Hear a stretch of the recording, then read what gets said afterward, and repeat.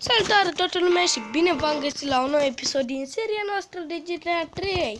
Da, am zis să continui, bine, continuăm. Și în episodul ăsta, ghiți ce facem? O misiune, desigur. Suntem din nou alături de Sergiu. Salut! Și da, mi-am deschis canalul deja de o oră. Deja am postat 3 videoclipuri. O să postez Minecraft, dar acum n-am net, nu știu acum. Bine, am net, că sunt la el și el nu are net în casă, știți? Și da. Eu mi-am făcut canalul de ieri. Da, el și-a făcut canalul de YouTube de ieri. Bă, bravo lui, n-am ce să zic. Și v-ați gândit vreodată cum i-am deschis eu canalul de YouTube?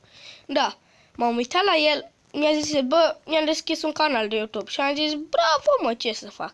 Și apoi am zis, bă, dacă merge mobizenul, mă apuc și eu. Și eram foarte bucuros când am văzut că merge mobizenul.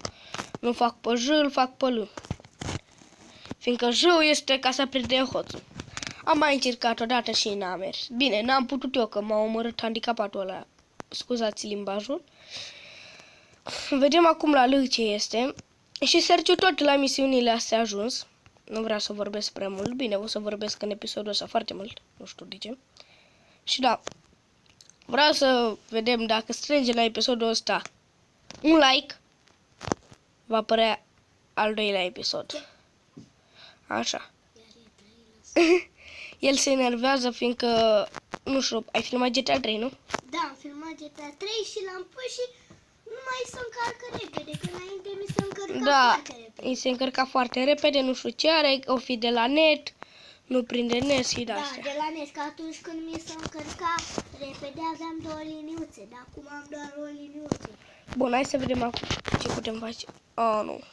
Bă... Ce-ai făcut? La L era asta, nu la J. Trebuia la J să ne ducem. Bă, hai să vedem acum. Poate îl prindem pe hoț. Dacă îl prindem mai bine. Bine, și pe unde s-a dus, trebuie să ne ducem să ne luăm armă.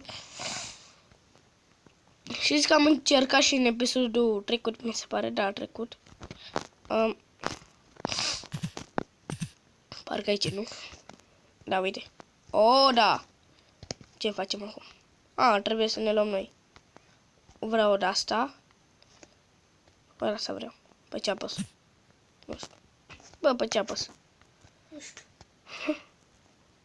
Oricum, nu cred că putem să ne luăm asta, nu? Am o bătă. Ok, am o pușcă. Și?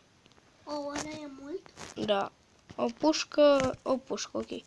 Vom merge după băiatul ăla, bine, hoțul. Poate putem de data asta să-l omorâm, poate. Nu știm acum, depinde și de noroc, dacă putem ne ducem să salvăm. Și ni s-a blocat tocmai ce ni s-a blocat și tocmai ce m-a scos. Și vom pune o mică pauză să intrăm din nou. Bun, oameni buni, a revenit și a fost destul de mult ca să venim până aici. Ne-a dat crash jocul. Da? Ați auzit bine. Și noi trebuie să prindem hoțul ăsta sau nu știu cum să zic mai bine.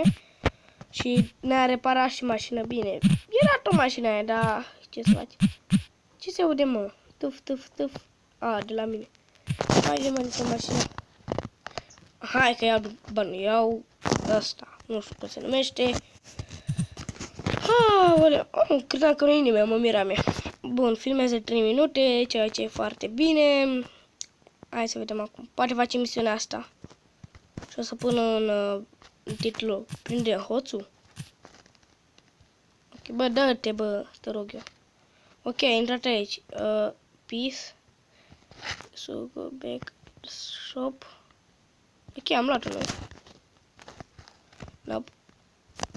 Ok, avem pușca măcar. Dă-te, bă, te rog eu, mâncați așa. 41 de minute e mult? Da, e cam o oră. Da. Acum hai să vedem. Ok, mergem cu taxiul. Cu taxi. Ia, 42 minute. În fine, bă, măcar se încarcă.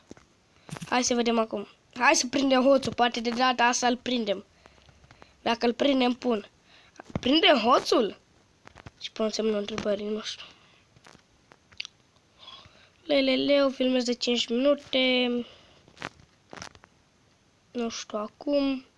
Ok, îl vedeți pe hartă. Bun. Așa, îl vedeți pe hartă, da. Uitați-l, oameni buni. Vino, virai tu. Haide-te jos. Dite jos, băi. Oh my god, mă împușcă. Cine mă împușcă? Ăsta. Bă, tu mă împuști. Oh my god, m-am împușcat. Chiar m-am împușcat. Alele, mâncați așa. Bă, dă-te. Am câștigat. Da? Yes! Woo! Bine, bossule!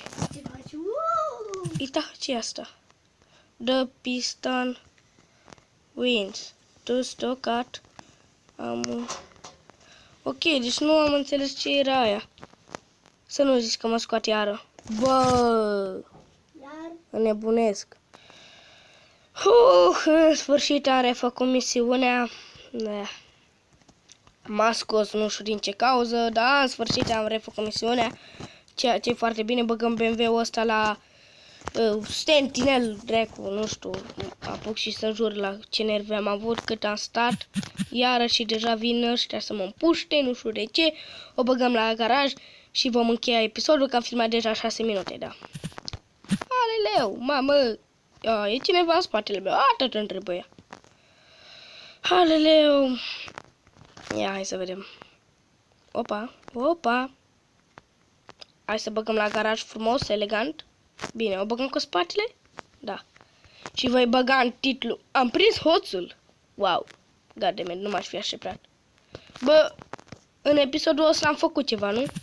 N-aveți ce să ziceți. Bine, puteți să ziceți. Bă, nu mi-a plăcut episodul alea. Yes, ok.